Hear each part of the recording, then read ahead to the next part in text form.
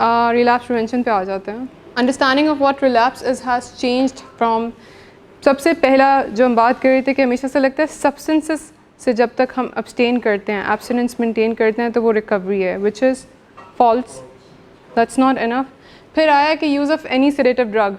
Alcoholics के case में कहा जाता था कि उनको लगता था अल्कोहल नहीं कंज्यूम करनी, बट इफ़ कोई और सेडेटिव लेते हैं जिसकी हेल्प से वो सेडेट करते हैं तो that's fine, and then they realise कि वो भी सेम इफ़ेक्ट्स दे रहे हैं जैसे कि हम सब्सिट्यूट करते हैं डिफरेंट ड्रग से।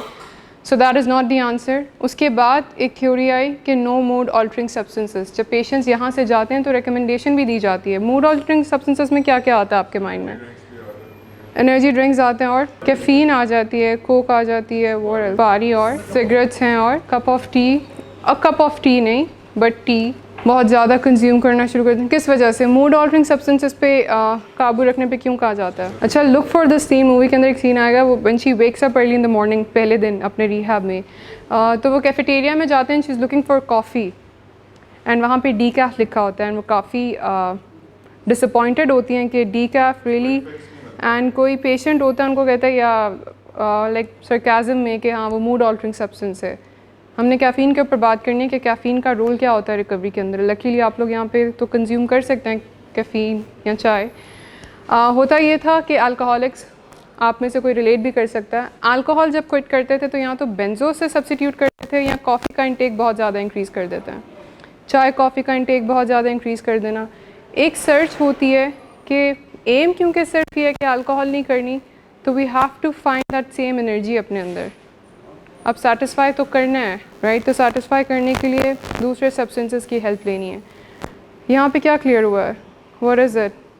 रिलैप्स सब्सटेंसेस पे रिलैप्स नहीं होता। मल्टीपल टाइम्स रिलैप्स प्रिवेंशन के ऊपर, जी हम अभी कैफ़ीन के ऊपर बात करते हैं, अभी इस बात पे रहते हैं कि स्टिमुलेट करती हैं उनको हेल्प चाहिए होती है किसी भी फॉर्म में अपने मूड को एलिवेट करने के लिए। कोई भी डिफरेंट रीज़न हो सकता है, उस स्टेट को एंजॉय करने के लिए दिल नहीं कर रहा होता ना, सब्सटेंसेस लेना क्विट कर देते हैं तो किसी भी एक्टिविटी में दिल तो नहीं लग रहा होता, राइट? इसकी एक एग्जांपल ये, अगर कैफ़ीन की ना लें, जब नींद नहीं आना शुरू होती नेचुरली, ड्रग्स छोड़ दिए हुए हैं, शुरू में ड्रग्स की हेल्प के साथ नींद आती थी, बेंजोस स्लीपिंग पिल्स की तरफ, बेंजोस तो मतलब हमने यहाँ पे टर्म दिया ना रिहाब में, आम लोग किस तरह से यूज़ करते होंगे, स्लीपिंग एड ले रहे हैं, ओवर द काउंटर प्रिस्क्रिप्शन है कोई हमारी, तो हार्मफुल नहीं लग रही होती, पर फिर वो रियलाइज़ नहीं कर रहे होते कि वो किसी और डिपेंडेंट, उसकी भी टॉलरेंस है अपनी, बट ये सब कुछ अनकॉन्शियसली चल रहा होता है। यहाँ पे हम बात कर रहे हैं तो आइडेंटिफाई कर पा रहे हैं। डिस्कस करने का पर्पस ये कि ये सब चीज़ें लोग ट्राई कर चुके हैं। स्टार्ट रिलैप्स प्रिवेंशन का और अल्कोहल एनोनिमस में जब डिस्कशन हुई थी तो इसी से स्टार्ट हुआ था कि सब्सटेंस नहीं लेना, ड्रग ऑफ चॉइस नहीं लेना। ड्रग ऑफ चॉइस की डेफिनेशन पता है क्या होती है? वो ड्रग जो आप अपनी पेन से रिलीफ के लिए चूज़ करते हो, जो आपकी फेवरेट होती है, the one that you look up to, वो आपका ड्रग ऑफ चॉइस है। तो इवन इफ आप एक मल्टीपल यूज़र रह चुके हो, ड्रग ऑफ चॉइस एक या दो होते हैं, सब ड्रग ऑफ चॉइसेस नहीं होते हैं हमारे। जो बाकी ड्रग्स आते हैं लाइफ में, राइट, वो उसकी कमी पूरी करने के लिए आ रहे होते हैं, सब्सिट्यूट करते हैं हम उनसे, क्रॉस करते हैं, कभी कभी हेल्प ले रहे होते हैं उनसे, उनका काम ही होता है। अच्छा, ये स्ट्रिप थिंकिंग नहीं है, स्टिंकिंग थिंकिंग है। Addictive use is a way to meditate the pain, example the dysfunction. Addictive use as in के सब्सटेंसेस छोड़ दिए हमने, बट जो लाइफ में डिसफंक्शन आ रहा है उसको कोप अप करने के लिए डिफरेंट चीज़ों की तरफ जाते हैं, स्टेप्स होते हैं। स्टिंकिंग थिंकिंग एक टर्म है जो रिहैब में यूज़ की जाती है। स्टिंकिंग थिंकिंग में क्या आता है? What falls under stinking thinking? हाँ, जिससे स्मेल आती है, ऑर्डर, बैड सा ऑर्डर, या stinking thinking could be anything that is wrong. तो नेगेटिव ख्याल आना, रिकवरी में क्या क्या नेगेटिव ख्याल आ सकते हैं? यस, ये नेगेटिव है, लाइक कोई पॉइंट नहीं है इसका। ये कहना कि there is no one out there to help me, मेरी फैमिली तो प्रॉब्लम ही क्रिएट करती है मेरी लाइफ में, मुझे पता है बाहर जाके बहुत डिफ़िकल्टीज़ होंगी, ये स्टिंकिंग थिंकिंग का पार्ट हो सकता है कि मेरा कुछ नहीं हो सकता। नेगेटिव थॉट्स इस तरह के कौन कौन से आते हैं जो होपलेस से हों आपकी लाइफ में? इमेजिन करने को ये कह रही हूँ कि 100 डेज़ कंप्लीट करके जाते हैं and one fine day drugs नहीं है, ऑलरेडी मूड लो है, तो किस तरह के ख्याल आते होते हैं? पास्ट को रिमिनेट करके हमें बुरा लग रहा होता है कि अब चीज़ें पास्ट जैसी नहीं हैं। There is this beauty in it कि पास्ट हमें हमेशा बहुत अच्छा लग रहा होता है कि जो हमारा पास्ट था ना, वो हमने बेस्ट टाइम गुजार दिया है। ये दो आइडियोलॉजीज़ हैं हम सब ह्यूमन बींग्स की। पास्ट हमारा बहुत कमाल का था, हमने इतना इन्जॉय नहीं किया जितना कर सकते थे, अच्छे से और इन्जॉय कर लेना चाहिए था, वो फ़लाँ दोस्त अब दोबारा नहीं आ सकता। और फ्यूचर के बारे में हमारा ख्याल ये होता है कि कुछ है, कुछ वर्स है जो आने वाला है, कुछ है जो मुझसे मैनेज नहीं होगा। इस तरह का कोई भी ख्याल जो रिकवरी से रिलेटेड नेगेटिव हो उसको स्टिंकिंग थिंकिंग कहते हैं। Could be anything, could be about this organisation, could be about your family. लगता है ना कि कुछ लोग बहुत ज़्यादा कंप्लेन कर रहे होते हैं, लाइक ऑब्ज़र्व जब हम कर रहे होते हैं तो हमें लग रहा होता है इतना मसला नहीं जितना ये कंप्लेन कर रहे हैं, जितना ये नेगेटिव हो रहे हैं, राइट। बट उनको लग रहे होते हैं, दैट इज़ बिकॉज वो उनके पैटर्न्स ये होते हैं, उनके पैराडाइम्स चीज़ों को लेके ये होते हैं। जब कोई और कर रहा होता है तो इजीली आइडेंटिफाई कर लेते हैं कि ये जो बंदा ना नेगेटिव सोच रहा है, ये नेगेटिव लेकर आ रहा है। इस तरह की जो सोचें हैं ना, अल्कोहलिक्स एनोनिमस में उसको सेटअप कहते हैं कि माइंड में एक सेटअप तैयार कर देती है हमारी। सेटअप किस चीज़ के लिए? रिलैप्स की तरफ लेके जाने के लिए। Which leads to dysfunctional behaviours, day drunk, dry drunk का जो टाइपोज बहुत हैं स्लाइड्स में, ड्राई ड्रंक बिहेवियर की तरफ लेके जाती हैं। ड्राई ड्रंक बिहेवियर में क्या क्या फॉल करता है? ड्राई ड्रंक में वही सारे बिहेवियर्स होते हैं जिस तरह से जो हम कंज्यूम कर रहे होते हैं, जब हम वैसे एक्ट कर रहे होते हैं, जब हमने इन्फ्लुएंस हो। आपके थॉट पैटर्न्स चेंज नहीं होते। इट्स लाइक दिस, नेगेटिव सोच रहे हैं, एक सेटअप सा बैठ गया माइंड में कि कुछ है जो बुरा होने वाला है या रिकवरी स्मूथ नहीं जा रही, could be anything. Dysfunctional life ऐसे हो जाती है, जो हम बात कर रहे थे कि ख़ुद को सेटिस्फाई करते हैं कि एटलीस्ट मैं कोई मूड ऑल्टरिंग सब्सटेंस तो यूज़ नहीं कर रहा, so it's fine. Dry drunk behaviour में ये भी आता है कि एक्टिव एडिक्शन में अगर रातों को जाग रहे हैं और दिन के टाइम पे सो रहे हैं तो फिर इट्स फाइन अगर मेरे सोने की रूटीन ख़राब हो रही है। एक ही आइडियोलॉजी के साथ काम कर रहे होते हैं कि मुझसे घर वाले काम करने को क्यों कहते हैं घर का, या कोई रिस्पॉन्सिबिलिटी क्यों दे रहे हैं, I am already fighting a battle recovery का, तो इट्स फाइन अगर मेरे मूड इनके साथ ठीक नहीं होते, एटलीस्ट ड्रग्स तो नहीं कर रहा। ये स्टेटमेंट बहुत ज़्यादा फ्रीक्वेंटली कही जाती है कि मैं ड्रग्स तो नहीं कर रहा, ये मेरे पीछे पड़े रहते हैं। दिखते हैं जब आउटडोर के पेशेंट्स आके कंप्लेन कर रहे होते हैं, रीज़न उसका यही होता है कि हम ड्रग्स तो नहीं कर रहे, तो फिर क्यों किसी भी चीज़ पे रोक रहे हैं या कोई भी चीज़ रिस्ट्रिक्ट कर रहे हैं, ये चीज़ नज़र आती है। दैट इज़ समथिंग जो आप लोग एक्सपीरियंस करेंगे जाने के बाद कि मैं ड्रग्स नहीं कर रहा हूँ, मैंने ड्रग्स करने छोड़ दिया, तो अब इनको मसला क्या है मुझसे, क्यों चाहते हैं कि फॉलोअप्स पे जाएं या क्यों चाहते हैं कि रूटीन को मेंटेन करें। हाँ, वॉक के पीछे पड़े रहते हैं, ऑलरेडी एक मुश्किल काम कर रहा हूँ, ना व्हाट, जिसकी वजह से कि जिस तरह से वो स्टेट में रहा करते थे, आइसोलेटेड, इरिटेट हो जाना, गुस्सा आना, मूड मैनेज नहीं हो पा रहा, एज इन ड्रग्स छोड़ने के बावजूद भी लाइफ स्टेबल नहीं है, पुलिसिंग करते हैं, कंप्लेन करना, सेटिस्फाइड ना रहना, गुस्सा बहुत जल्दी आ जाना, पता ना होना कि गुस्से के बारे में क्या करना है, स्ट्रेस बहुत ज़्यादा ले लेना या नम हो जाना, कनेक्ट नहीं कर पाते। दो एक्सट्रीम्स हो सकते हैं, इन दो पॉसिबिलिटीज़ को एक्सपेक्ट करें कि यहाँ से जाने के बाद हो सकती है। एक ये कि बहुत ज़्यादा सेंसिटिव हो जाएंगे चीज़ों के बारे में, इतना सेंसिटिव कि लोगों को बात नहीं कर लें, बहुत ज़्यादा सेंसिटिव हो जाएंगे चीज़ों के बारे में कि मुझसे इस तरह की कोई भी बात ना की जाए बिकॉज़ मेरी तो रिकवरी चल रही है। यहाँ ये होगा कि नम हो जाएंगे, दूर रहना प्रेफर करेंगे सबसे, किसी के प्रॉब्लम्स के से आपको कोई लेना देना नहीं होगा। उससे होगा ये लास्ट स्टेप जो होता है कि इमोशनली या फिज़िकली कोलैप्स कर जाते हैं, आप फिज़िकल रीलैप्स पे चले जाते हैं। अगर हम फिज़िकल रीलैप्स पे बात करें ना, तो ज़्यादा कुछ है नहीं कि जो आप काम कर सकते हो, जो आप प्रिवेंट कर सकते हो। फिज़िकल रीलैप्स प्रिवेंट करना मुश्किल होता है, इमोशनल और मेंटल रीलैप्स प्रिवेंट करना आसान होता है। तो हमने इमोशनल और मेंटल रीलैप्स को आइडेंटिफाई करना है कि क्या है हमारे साथ, क्या क्या होने वाला है, हम एक्सपीरियंस क्या करने वाले हैं। इट्स नेचुरल, उस थिंकिंग को आइडेंटिफाई करना होता है, ठीक है। तो ख़ुद को बताते रहना होता है कि मेरे माइंड का सेटअप है, ये सेट कर रहा है कोई ट्रैप मेरे लिए। हाँ, ये आपके माइंड के ट्रैप्स हैं, वो आएंगे और आपने उनको आइडेंटिफाई करते रहना है कि ये ट्रैप है, अनटिल अनलेस कि वो आना बंद हो जाए, और एक्सपेक्ट करें कि 1 साल तक तो आएंगे। वो सिक्योर विड्रॉल्स जब तक चलते हैं, ये सब चीज़ें तब तक चलेंगे। जैसे ये कल एक बात हुई थी ना कि शुरू में मोबाइल फ़ोन के ऊपर बहुत डिसएग्रीमेंट होता है हमारा कि मोबाइल फ़ोन ना लिया जाए। उस वक्त ड्रग्स का ख्याल नहीं आ रहा होता कि मैं ड्रग्स के लिए लड़ रहा हूँ या I'm asking them कि मुझे ड्रग्स करने की परमिशन दे दें। मोबाइल फ़ोन की बात नहीं है सिर्फ, ये चीज़ बहुत ज़्यादा बॉदर करती है कि इतने ज़्यादा रिस्ट्रिक्शंस क्यों हैं, अपनी मर्ज़ी से कहीं जा भी नहीं सकता हूँ, स्पेशली उन लोगों के लिए जो कि हेड ऑफ़ द फैमिली हैं। दोस्तों की याद आती है, मुझे दोस्तों से मिलने से मना करें, हेड ऑफ़ द फैमिली भी नहीं। Patient head of the family अगर ना भी हो तो रूल कर रहा होता है फैमिली के ऊपर डिफरेंट वेज में। किस तरह से फैमिली उसके कहने पे चल रही होती है, उसको हेल्प करना चाह रही होती है तो मल्टीपल टाइम्स मैनिपुलेट हो रही होती है उससे। चल फैमिली उसके अकॉर्डिंगली रही होती है, एज इन कि हमारी मर्जी खुद पे तो नहीं चल रही होती बट फैमिली मेम्बर्स के ऊपर चल रही होती है। वी कैन डिक्टेट ईजिली उनको कि क्या करना है। तो ये चीज़ बॉदर करेगी। इनिशियल डेज में कॉन्शियसली कभी भी ये नज़र नहीं आएगा कि ड्रग की क्रेविंग हो रही है। दैट इज़ द रीज़न कि पेशेंट्स कहते हैं हमें क्रेविंग्स नहीं हो रही। बहुत मिनिमम नंबर है उन पेशेंट्स का जो कहते हैं कि हाँ मुझे क्रेविंग्स हो रही हैं और मैं आइडेंटिफाई कर पा रहा हूँ। दैट इज़ बिकॉज बाकी सब झगड़ों को वो क्रेविंग में काउंट नहीं कर रहे होते, बाकी सब लड़ाइयों को, डिसएग्रीमेंट को वो इसमें काउंट कर रहे होते हैं कि फैमिली जो है मेरे साथ अनफेयर है। Do you get it? तो जो ये लगेगा ना कि फैमिली अनफेयर है, काउंसलर्स अनफेयर है, सोसाइटी अनफेयर है, कुछ है अनफेयर जो मेरे साथ हो गया, ये इंटरनल फीलिंग्स हैं जो कि ड्रग यूज़ को जस्टिफाई करती हैं, रिलैप्स को जस्टिफाई करती हैं।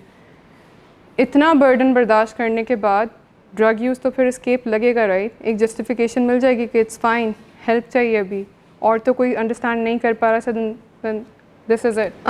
ये जो कॉन्सेप्ट अगर हम इस पर स्टिक करें कि रिलैप्स प्रिवेंशन तब तक है जब तक मैं कोई सब्सटेंस यूज़ नहीं करता, ये हमें सोब्राइटी के ऊपर काम नहीं करने देता। अगेन फिर से रिपीट करते हैं, मल्टीपल टाइम्स यहाँ पे बात हुई है, कंप्लीट एब्स्टिनेंस रिकवरी का एक प्री रिक्विजिट है।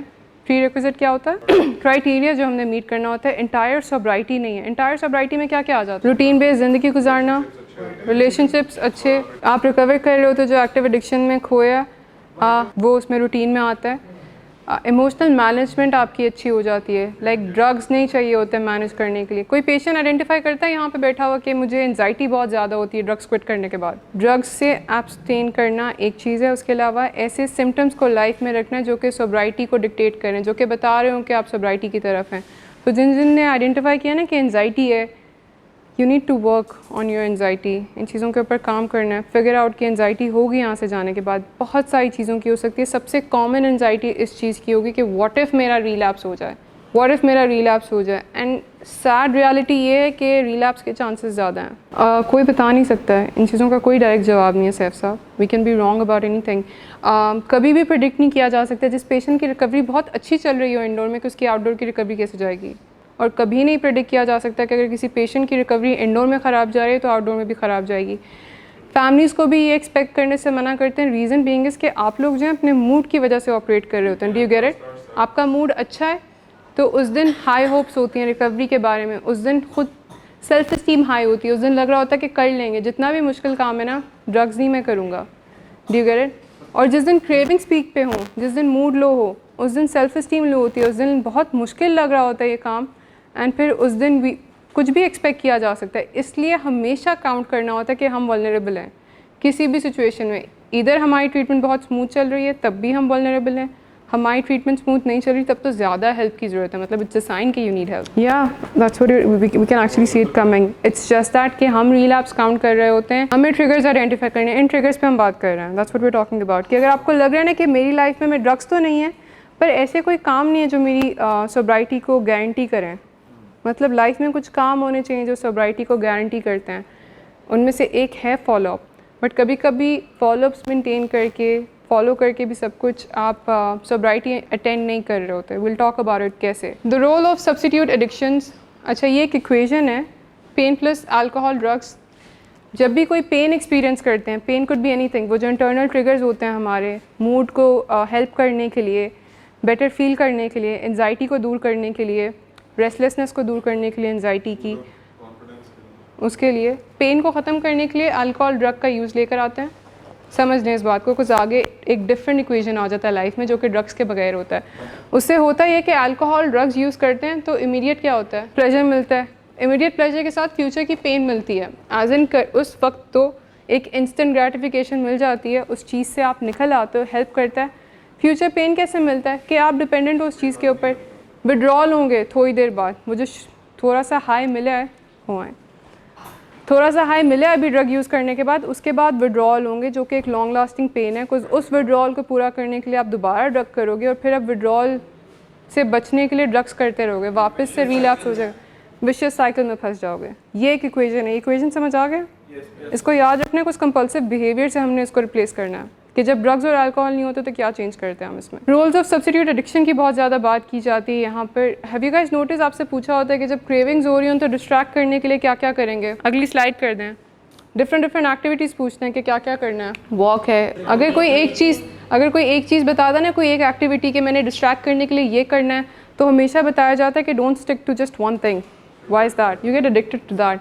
कोई पेशेंट है जो कहता है कि मुझे सीरीज़ देखना बहुत पसंद है तो मैं सीरीज़ देखूंगा, बिंज वॉचिंग करने लग जाना, दैट्स नॉट हेल्दी। कोई पेशेंट है जो गेम्स खेलता है और पूरा टाइम गेम खेल रहा है उस प्लेजर के लिए, तो फिर उसने अपनी एडिक्शन को सब्स्टिट्यूट कर लिया है। बहुत वल्नरेबल होते हैं पेशेंट्स अपने सब्सटेंस की एडिक्शन को नॉन केमिकल एडिक्शन से सब्स्टिट्यूट करने के लिए। Non chemical addiction different form में आ सकती है। नॉन केमिकल एडिक्शन पॉन्स के फॉर्म में आ सकती है, ईटिंग में आ सकती है, रिलेशनशिप में आ सकती है। कुछ लोग होते हैं जिनके ऊपर हम बहुत ज़्यादा डिपेंडेंट हो जाते हैं। वाइफ्स हो सकती हैं, पेरेंट्स में से कोई हो सकता है कि वी वांट देम हमारे साथ ही रहें 24/7, अदरवाइज वैलिडेशन चाहिए होती है। इस पेन को कॉप अप करने के लिए कोई बंदा चाहिए 24/7 मेरे साथ, जो मेरी इस ट्रेजिडी में मेरे साथ गुजरे। ट्रेजिडी वो इस वजह से होती है बिकॉज अपनी पेन को आइडेंटिफाई नहीं कर पा रहे होते और ख़ुद हेल्प नहीं ले पा रहे होते। यू कह रहे वीडियो गेम्स हो सकती हैं, अच्छी अच्छी चीज़ें भी हो सकती हैं। फॉर एग्ज़ाम्पल एक्सरसाइज बहुत ज़्यादा करना शुरू कर देना, ये बहुत एक अच्छा ऑप्शन लगता है कि जिम जाना शुरू कर दें। जिम जाने से मना किया जाता है, वाई एक्सरसाइज के साथ भी है कि जो जिम जाना शुरू कर दें तो फिर लाइफ में जिम ही बन जाते हैं। एक एक्टिविटी जिम की बन जाती है, उसके ऊपर बहुत ज़्यादा काम शुरू कर देना। होता है कि सब्सटेंस तो एडिक्टिव इन नेचर होते हैं, हम सबका नेचर एडिक्टिव बन चुका होता है। You get it? सब्सटेंस की ज़रूरत नहीं होती, जो हमारा नेचर होता है वो एडिक्टिव बन चुका होता है। हम डिपेंडेंट हो चुके होते हैं किसी भी चीज़ पे, तो फिर आफ्टर अ वाइल मैटर नहीं करता कि वो सब्सटेंस हो जिसके ऊपर हम डिपेंडेंट है, could be a non chemical substance as well जिसके ऊपर हम डिपेंडेंट हो जाएं। वर्कहॉलिज्म को ले लें आप, व्हाट हैपन्स ओवर देयर। कोई अगर काम कर रहा है, किसी को रियलाइज़ हो गया कि मैंने बहुत सफ़र किया अपने एक्टिव एडिक्शन में, I have to work really hard, और 12-12 घंटे ऑफिस में गुजार के आ रहा है, इसमें गलत क्या है? अपनी नींद को अफेक्ट कर रहा है और अपनी फैमिली को निगलेक्ट कर रहा है और रूटीन को, हेल्थ को, लाइफ के स्ट्रक्चर प्रायोरिटाइज नहीं कर रहा होता। अच्छा, रिलीजन को ले आएँ। यस, मैंने सुबह उठना है और बस स्पिरिचुअल हेल्थ पे काम करना शुरू करना है और रात सोने तक यही करना। जी, अगेन ये होता है कि बाकी सारी रिस्पॉन्सिबिलिटीज़ को आप निगलेक्ट कर रहे होते हो। एक एग्जांपल थी किसी रिकवरिंग एडिक्ट की अल्कोहलिक अनोनिमस के अंदर, वो ये कि उनकी बीवी उनको डाइवोर्स दे रही थी, ऑफ कोर्स उनकी एडिक्शन की वजह से, और उनके बच्चे भी बहुत तंग थे उनसे कि हमेशा जो है अंडर द इन्फ्लुएंस रहते हैं, हमें टाइम नहीं दे पाते, हमारा जो रिलेशनशिप है इनके साथ ठीक नहीं हो पा रहा अपने फादर के साथ। So he gets into recovery and he picks up this one thing कि वॉक जो है रिकवरी के लिए बहुत ज़्यादा अच्छी है। सो वो करते ही हैं कि इतना ऑब्सेस्ड हो जाते हैं वॉक से कि दिन का मोस्टली हिस्सा वो वॉकिंग में गुजारते थे, इस एक्सटेंट तक कि वो रेसेस वगैरह में पार्ट लेना उन्होंने शुरू कर दिया, कॉम्पिटिशन्स में, और पूरा दिन उन कॉम्पिटिशन की प्रैक्टिसेस में निकलता था। हुआ ये एट दी एंड कि फैमिली अगेन निगलेक्ट हुई एंड फैमिली को ये लगा कि सिचुएशन तो चेंज हुई है, टाइम तो ये हमें अभी भी नहीं दे रहा जिस वजह से ये एंड करना चाह रहे थे, और उनका रीज़न ये था कि एटलीस्ट मैं अल्कोहल तो नहीं पी रहा। सो पता नहीं फैमिली को क्या प्रॉब्लम है मुझसे, एंड देन अल्टीमेटली उनकी डाइवोर्स। सो किसी भी और चीज़ को ऑब्सेशन में कन्वर्ट नहीं होने देना होता। You have to be very wise कि अब भी वल्नरेबल हैं, कितनी भी अच्छी चीज़ हो, डिफरेंट एक्टिविटीज़ होनी चाहिए। दिन में सिर्फ कोई एक काम नहीं करना। मैं इसकी एग्जांपल आपको ये देती हूँ कि कोई सिर्फ ये सोचे कि मैंने उठना है और follow up is the only activity जो मेरे दिल के है एक्टिविटीज़ में, उसके अलावा मैंने कोई काम नहीं करना, तो ये एक ट्रैप है। उसके ऊपर अगर आप अपने रिलेशनशिप्स पे काम नहीं कर रहे, अपनी सोशल हेल्थ पे काम नहीं कर रहे, स्पिरिचुअल हेल्थ पे काम नहीं कर रहे, कम्युनिकेशन पे काम नहीं कर रहे, तो only coming to follow ups is not the answer. ठीक है, ऐसा हो पता भी नहीं चलेगा कि आप रेगुलरली फॉलोअप्स पे आ रहे हो, हमें लगेगा कि फॉलोअप्स पे आ रहा हूँ। What happens with caffeine? Start करने से पहले सजेशन सिर्फ ये है कि इनटेक के ऊपर ज़रा नज़र रखा करें। आई एम नॉट सेइंग कि कैफ़ीन पीना बंद कर दें, एक और मुश्किल काम है। उससे कैफ़ीन क्या करती है, इंड्यूस क्या करती है हमारे अंदर, कौन से इमोशंस इंड्यूस करती है? स्टिमुलेंट होता है, डोपामाइन होता है। चलें ले मैन की टर्म्स में बताएं, चाय या कॉफ़ी पीते हैं तो एकदम से आंखें खुल जाती हैं, बहुत ज़्यादा काम करने को दिल करता है। ओके, सो हाई एनर्जीज़ होती हैं, स्टिमुलेटेड होते हैं हम, राइट? काम करते हैं बहुत ज़्यादा, इंटरेक्ट करते हैं, लोगों से बात करने को दिल करता है। कुछ लोग इस तरह से एसोसिएट करते हैं कि जब तक सुबह में चाय और कॉफ़ी नहीं मिलती ना, मुझसे आके कोई बात ना किया करे, मैं अच्छे मूड में नहीं होता। फिर ना थोड़े टाइम तक वो करते हैं, उसके बाद क्या होता है? क्रैश होता है, और उस क्रैश के अंदर एंजाइटी आती है लोगों को। कैफ़ीन के बाद या चाय के बाद, बहुत ज़्यादा चाय पीने के बाद एंजाइटी एक्सपीरियंस करते हो। एंजाइटी स्ट्रेस की तरफ लेके जाता है। एक क्लस्टर होता है इमोशंस का हमारे अंदर। इमोशनल मैनेजमेंट आम लोगों की भी बहुत बुरी होती है, और एक रिकवरिंग एडिक्ट की तो बहुत ज़्यादा, कुछ आइडेंटिफाई नहीं कर पा रहे होते कौन सा इमोशन है। यस, एक एडेड स्ट्रेस और एंजाइटी दे रही होती है कैफ़ीन, जो कि रिकवरी के लिए अच्छी नहीं है। बहुत ज़्यादा पीना शुरू कर देना वोंट बी हेल्पफुल, बिकॉज ऐसा लगेगा कि कॉफ़ी भी पी रहा हूँ बट हेल्प नहीं कर रहा। तो फिर एक ही सोल्यूशन है इसका, माइंड इनडायरेक्ट तरीक़ों से अनकॉन्शियसली सब्सटेंस की तरफ लेके जा रहा होता है। लाइक उसका काम ये होता है कि हमें मैसेज दे के यू हैव ट्राइड एवरीथिंग, आप सब कुछ सारी कोशिशें कर चुके हो और कुछ भी वर्कआउट नहीं कर रहा सिवाय एक चीज़ के। They also report headache, severe irritability and emotional overreaction when not using caffeine. As in caffeine के भी विड्रॉल्स होते हैं। किसी ने एक्सपीरियंस किए हैं कैफ़ीन और चाय के भी विड्रॉल्स होते हैं जो लोग एक्सपीरियंस करते हैं। That's what I was saying, जब मैं कही थी ना, लोग कहते हैं जब तक सुबह की मैंने कॉफ़ी या चाय ना ली हो तो मुझसे कोई आके बात ना करे। साइकोलॉजिकली हम डिपेंड कर रहे होते हैं चाय या कॉफ़ी पे कि जब तक नहीं लेना तो मुझसे काम नहीं होंगे दिन भर के। पानी पीने जितनी हेल्दी हैबिट भी एडिक्टिव हो सकती है कुछ लोगों के लिए, राइट। वो जो स्टडीज़ आना शुरू हुई थी कि लाइक कुछ ऑर्गन्स को अफेक्ट करना शुरू कर देता है बहुत ज़्यादा पानी पीना। बहुत स्टूपिड लगती है कि पानी सबसे ज़्यादा हेल्दी चीज़ है, कैसे अफेक्ट कर सकती है negatively, but if that's the only thing जो आप कर रहे हैं दिन भर तो वो हार्मफुल हो सकती है। कैफ़ीन का ये रोल है, मूड ऑल्टरिंग सब्सटेंस के अंदर आती है कि आपके मूड को ऑल्टर करती है। Excess of everything is bad and substance like that जो कि आपको एट दी एंड एंजाइटी दे रहा है, क्योंकि ऑलरेडी आपकी एंजाइटी है जिससे आप फाइट बैक कर रहे हो, और ये एडेड एंजाइटी है जो आप ले रहे हो जिससे आपको फाइट बैक करना पड़ेगा। नेक्स्ट स्लाइड कर दें। The role of compulsive behaviour in relapse. अच्छा, वो जो हमने डिस्कस किया था, क्या था वो इक्वेशन, पेन प्लस अल्कोहल और ड्रग यूज़, एंड सेम है, इमीडिएट प्लेजर होता है और फ्यूचर की पेन।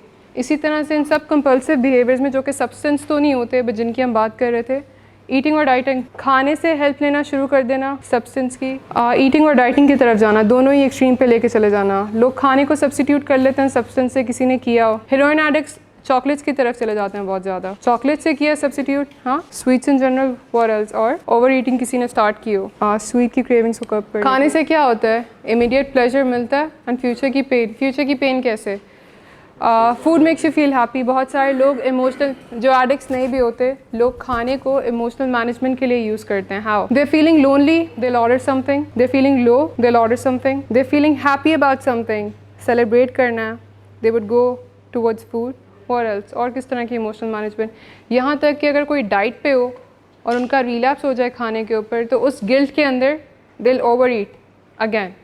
ये इस तरह से कंपल्सिव बिहेवियर्स वो होते हैं कि जिन पे हमारा कंट्रोल नहीं होता, हम करना शुरू करें तो फिर करते रहते हैं। Could be overeating, could be dieting as well. ये जो डाइटिंग वाली बात करे थे ना, इसी को ले लें। किसी ने ओवर ईट कर लिया तो गिल्ट में आके एक्सट्रीम डाइटिंग की तरफ चला जाए, क्या होगा, एकदम से रियलाइज़ हो के बुरी बुरी ख़राब किस्म की डाइट्स की तरफ चले जाना जहाँ पे अपनी बॉडी के नीड्स को निगलेक्ट कर रहे हैं। How will that make you feel, कैसे लेके जा सकता है रिलैप्स की तरफ। You will feel irritated, again craving खाने की हो रही होगी और लगेगा कि ड्रग की है। और अगर ओवर ईटिंग कर रहे हैं तो उसके अंदर फ्यूचर का पेन ये होता है कि वेट का एक और मसला है जिसके साथ फिर फाइट करना पड़ेगा, और दवाइयों की एफिकेसी कम हो जाएगी। अगर आप ओवरवेट हैं तो दवाइयों को इंक्रीज़ करना पड़ेगा, फिर विच मीन्स के साइड इफ़ेक्ट्स जाएंगे तो नहीं दवाइयों के, वो एक अलग टेंशन है, तो हेल्पफुल नहीं है। गैमलिंग की तरफ चले जाते हैं लोग, एक कंपल्सिव बिहेवियर है। गैमलिंग की भी एक एडिक्शन होती है। कंपल्सन के अंदर होता है ये कि एक इम्पल्सिव थॉट आता है and then you have to act out on it. Inhibit नहीं कर सकते उस थॉट को जब तक वो काम हो ना जाए। आज इन जो फीलिंग आ रही है we have to fulfil it, उस नीड को पूरा करना है वो काम करने के बाद। गैमलिंग एक एग्जांपल है इसकी आई थिंक बेसिक एग्जांपल यही है कि हारने के बावजूद हमें लगता है कि we have to keep on playing. एक ही है वर्किंग और अचीविंग। वर्क को बहुत ज़्यादा प्रेफरेंस दे देना, इतना कि फिर मीटिंग्स फजूल लगे या बाकी जो काम है घर वालों के साथ बैठना इतना इंपॉर्टेंट ना लगे क्योंकि I am working towards my life. Message हमें अच्छा ही मिल रहा होता है, you just have to be careful कि ओवर वर्क ना हो।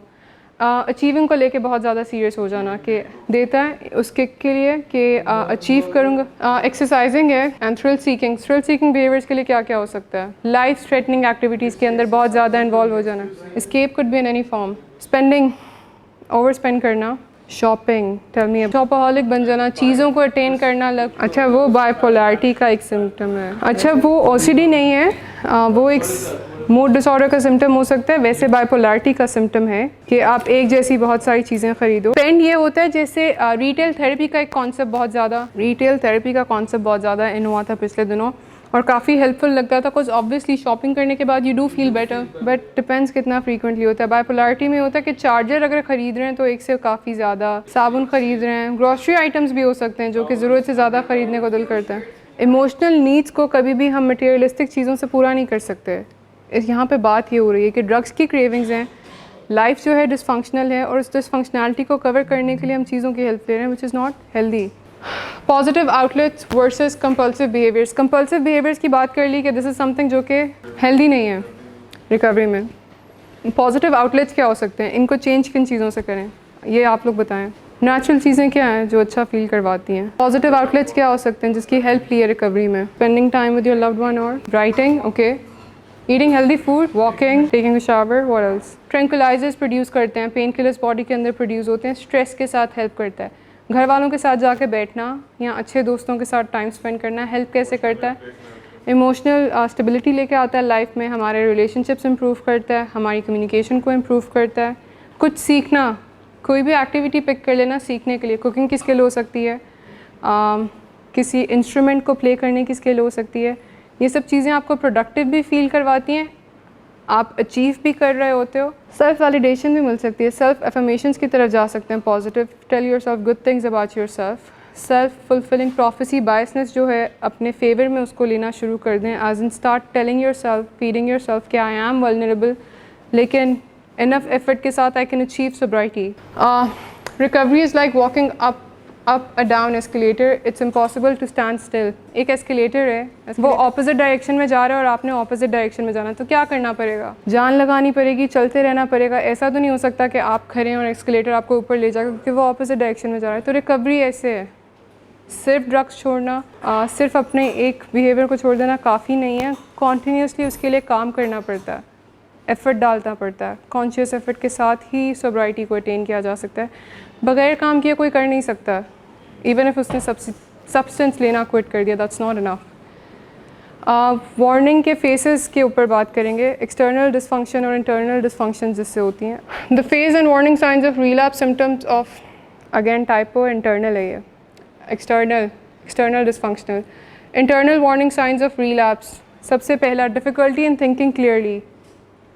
दिस वुड बी कि जब आप कनेक्शंस ना बना पाएँ चीज़ों के, सिंपल मैथ कैलकुलेशंस ना हो पाएँ, सोच ना पाएँ, जवाब ना आए, कोई सवाल पूछे तो उसका जवाब ना आए, सिंपल चीज़ों के जवाब ना आ रहे हो माइंड में, डिसाइड ना कर पाए हो, इनडिसाइसिव हो जाएं चीज़ों को लेकर, सिंपल जो रोज़ के काम होते हैं उनके बारे में ना सोच पाएँ। रेगुलर काम कौन से होते हैं जो लोग आसानी से करते हैं? खाना खाना, ब्रश करना, हाइजीन का ख्याल रखना, उसके ऊपर माइंड चलना बंद हो जाता है, सुना नहीं जा रहा होता, कम्युनिकेट करने वक्त अटेंटिव नहीं बैठा जा रहा होता, दिल नहीं कर रहा होता बात करने का। सबसे पहली चीज़ ये होती है वार्निंग साइन की कि थिंकिंग जो है क्लाउडेड हो जाती है, क्लियर थॉट्स नहीं आ रहे होते, फंक्शन नहीं कर पा रहे होते अपने माइंड के साथ क्लियरली, स्लो सा लगता है। ट्रू, सिंपल टास्क जिसमें ज़्यादा सोचने की ज़रूरत नहीं होती रेगुलर बेसिस पे, उस पर बहुत ज़्यादा सोचना पड़ रहा होता है, कुछ फ़ौरन आंसर्स नहीं मिल रहे होते, ये एक डिफ़िकल्टी है। और जो सिंपल कैलकुलेशंस की एग्जांपल दी है ना, वो एक आंसर है कि कोई भी क्वेश्चन पूछे ना, कैसे हो, इसका सिंपल आंसर क्या हो सकता है? ठीक है, यूजुअली कहते हैं।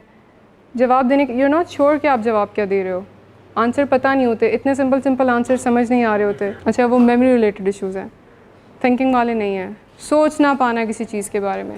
इमोशंस को मैनेज नहीं कर पाते और एम्प्टीनेस की फीलिंग होती, एम्प्टी फील करना। एम्प्टी फील करने वाला क्या है? डिफ़िकल्टी इन स्लीपिंग पीसफुली, नींद आने में प्रॉब्लम होती है, सोते हुए आँख खुल जाती है, ख्वाब आते हैं ड्रग्स यूज़ करते हुए, ऐसे ही है, ख्वाब में ड्रग यूज़ कर रहे होते हैं और डर के आँख खुल जाती है। साइकोलॉजिस्ट कहते हैं एक रीज़न इसका ये है कि आपकी क्रेविंग्स होती हैं, दैट्स इट, बताने की ज़रूरत होती है कि मुझे ऐसा ख्वाब आया, ये मेरी क्रेविंग हो सकती है। लूसिड ड्रीमिंग टाइप कि यू एक्चुअली सिक्योरिंग ड्रग्स। हम ब्रेन फंक्शंस की बात कर रहे थे कि ब्रेन ठीक से फंक्शन नहीं कर पा रहा होता, तो सोना भी एक ब्रेन का काम है, ब्रेन रिलेटेड फंक्शन है जिसको नॉर्मल होने में टाइम लगता है।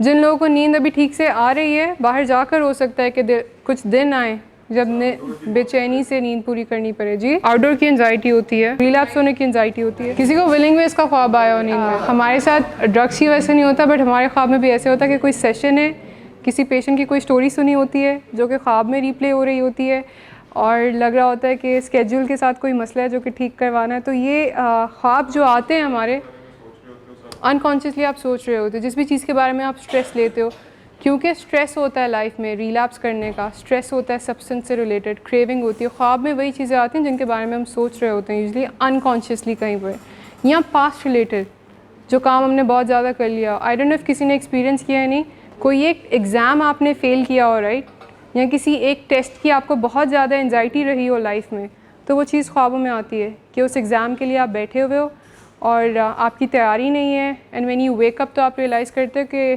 पढ़ाई ख़त्म हो चुकी हुई है आपकी, ऐसा पॉसिबल नहीं है कि आपने किसी एग्ज़ाम के लिए बैठना, बट कैरी कर रहे होते हैं ट्रॉमा। तो रिकवरी का, एक्टिव एडिक्शन का काफ़ी ट्रॉमा कैरी कर रहे होते हैं, रिकवरी को हील करने में टाइम लगता है इस चीज़ को। इसका आंसर क्या हो सकता है?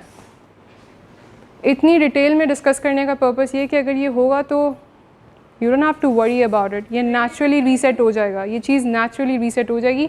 You can work on things, different things जो कि आपकी स्लीप को बेटर कर सकते हैं। उसमें difficulty in with physical coordination and, अच्छा ये अलग है, difficulty with physical coordination, reflexes slow हो जाते हैं हमारे, मूवमेंट स्लो हो जाती हैं, रिस्पॉन्स टाइम बहुत ज़्यादा लग रहा होता है चीज़ों को देख कर, एक्सप्रेशंस जो हैं बातचीत के साथ जा नहीं रहे होते, एक्सप्रेशंस हम टाइपोज बहुत सारे हैं, आई एम सॉरी मैंने नहीं बनाया स्लाइड्स, एक्सप्रेशंस कुछ और होते हैं, कहे हम कुछ और रहे होते हैं। हाँ, जब स्लो चलते हैं या रिफ्लेक्सेस स्लो हो जाते हैं तो याद आती है वो, अच्छा पहले वाले याद आते हैं। शेम, गिल्ट एंड होपलेसनेस, ये 3 चीज़ें जो एक्सपीरियंस करेंगे। Shame as in recovery smooth चल भी रही होगी ना, सब कुछ अच्छा जा रहा होगा क्योंकि अब हेल्दी हो जाएंगे, ड्रग्स नहीं है, सोबर स्टेट में। सोबर स्टेट में रियलिटी को फेस करना पड़ता है, ये सोचा है किसी ने? सोबर स्टेट में जिन जिन चीज़ों से हम एस्केप कर रहे थे अब उन चीज़ों से एस्केप तो नहीं कर पाएंगे, दैट मीन्स कि फेस करना पड़ेगा, फेस इन सब चीज़ों को करना पड़ता है। फैमिली को रिजेंटमेंट्स आ रही होती है, हमने ये बात की थी। पेशेंट को वो याद आ रहा होता है जो उसने फैमिली के साथ गलत किया होता है, पेशेंट को वो याद आ रहा होता है जो उसने ख़ुद के साथ गलत किया होता है। गिल्ट अब अपना रोल प्ले कर रहा होता है कि किया ही क्यों था, स्टार्ट क्यों किया था, फिर से रिलैप्स क्यों हो गया, ये गिल्ट है। Return of denial, concern about well being दिया था इनिशियली, ऐसा लग रहा होता है कि आई एम डूइंग एवरीथिंग अपने वेल बीइंग के लिए, मैं फॉलोअप्स पे जा रहा हूँ, मैं रूटीन को फॉलो कर रहा हूँ, then I don't need to worry about me thing. एक आइडियोलॉजी के सब कुछ ठीक चल रहा है तो फिर दोस्त मुझे हार्म नहीं कर सकते, सब कुछ ठीक चल रहा है तो अगर क्रेविंग्स आ भी रही है मुझे किसी से बात करने की ज़रूरत नहीं है, ओवर कॉन्फिडेंस हो जाना, ये वो है। डिनाइल का वापस आ जाना कि अच्छा आई डोंट नीड हेल्प, इतनी हेल्प नहीं चाहिए, हो गया मेरा इलाज, now I am fine. Denial of the concern, मानना ही नहीं कि मुझे किसी चीज़ की परेशानी है, कोई मसला नहीं है, क्रेविंग्स ही नहीं हो रही। ये तब होता है कि जब इस बिलीफ पे काम करना शुरू कर देते हैं क्योंकि I have decided I am not gonna do drugs, बात बात खुद को बताना कि मैंने डिसाइड कर लिया कि ये होगा नहीं अब, सो फिर परेशान होने की कोई ज़रूरत है। पहला फेज़ था internal warnings of relapse, internally जो ट्रिगर्स होते हैं हमारे इंटरनल ट्रिगर्स वो एक साइन होते हैं। दूसरी स्लाइड करते हैं वापस। दूसरा स्टेज होता है कि डिनाइल वापस आ जाता है। इंटरनली ट्रिगर्स तो एक्सपीरियंस कर रहे होते हैं बट बाहर से डिनाइल भी होता है कि नहीं वी डोंट नीड हेल्प, बताने की ज़रूरत नहीं है, मुझे पता है, आई नो इन्होंने क्या बताना है मुझे, आई नो इन्होंने क्या सजेस्ट करना है, वॉक करें, मैं कर रहा हूँ वॉक, दैट्स नॉट इनफ। कभी कभी बात करनी बहुत ज़्यादा ज़रूरी होती है। Avoidance and defensive behaviour, denial की वजह से डिफेंसिव हो जाते हैं। ये प्लीज़ गौर से सुनिएगा, अगर कोई हमारे एक्शंस के ऊपर हमें कन्फ्रंट कर रहा है ना तो डिफेंसिव हो जाते हैं। Believing I will never drink again, defensive इस बात पे हो जाना। Worrying about others instead of self, एक टर्म यूज़ की जाती है रिहैब्स में, worrying about the other guys problem. अच्छा, इसके अंदर आते हैं वो फैमिली मेम्बर्स जो अभी भी ड्रग यूज़ कर रहे हैं, मैं ठीक हो गया हूँ, now I am concern about my father, बहुत ज़्यादा सिगरेट्स पीते हैं। कंपल्सिव बिहेवियर, कंपल्सिव बिहेवियर्स में इन्वॉल्व हो जाना, किसी अच्छे काम में भी सर पे हावी कर लेना उसको, इम्पल्सिव हो जाना चीज़ों को लेके। इम्पल्सिव कैसे, इम्पल्सिव बिहेवियर कौन कौन से हो सकते हैं? रातों को फिर से जंक फूड बहुत ज़्यादा मंगवाना शुरू कर देना, किसी भी वक्त भूख लग रही है किसी पर्टिकुलर खाने की तो मंगवा लेना।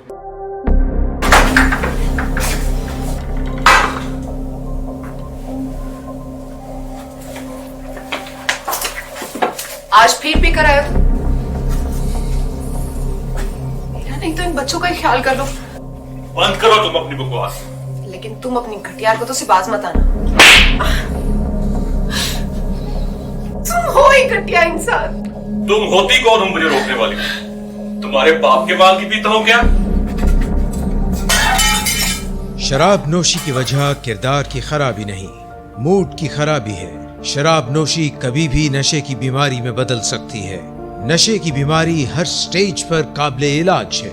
मदद हासिल कीजिए, क्योंकि वो ऐसा नहीं करेगा। विलिंग वेज से मदद हासिल कीजिए, कहीं से भी मदद हासिल कीजिए, लेकिन फौरी मदद हासिल कीजिए। जिस मुआवजे के इंतजार में आपने बहुत देर कर दी, अब वो दस्तक दे रहा है।